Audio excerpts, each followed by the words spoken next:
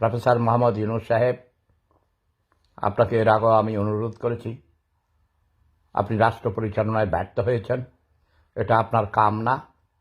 আপনি দালালি করেন, চাটুকারিতা করেন, ওর 1000টা নোবেল পুরস্কার নেন।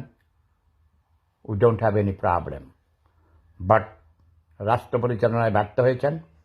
এই প্রফেসর ইউনূস সাহেব শান্তিতে নোবেল পুরস্কার কে দিছে তারে আমি তো বুঝি না। সে তো সব অশান্তি সৃষ্টি করতেছে।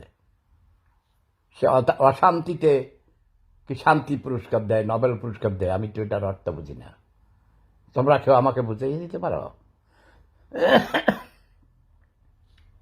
এবং সে বাংলাদেশের পুরো বাংলাদেশ বিক্রি করে দিচ্ছে,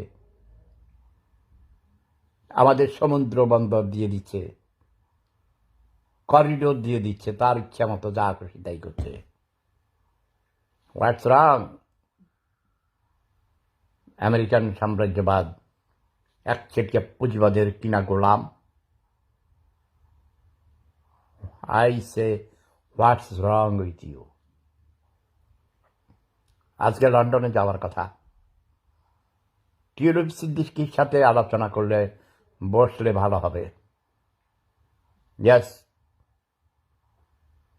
তারেক রহমানের সাথেও বসতে পারে, আলাদা আলাদাভাবে।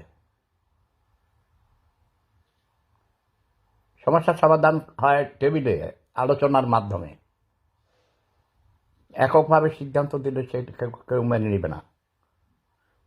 অনেক আশা ভরসা করে যারা তাকে এনেছিল, আমি চাই নাই, আমি তাকে চিনি অনেক আগের থেকেই। He is a very greedy person. ক্ষমতা লিপ্সু, সম্পদের লোভ, কারণ খুব গরিব ছিল।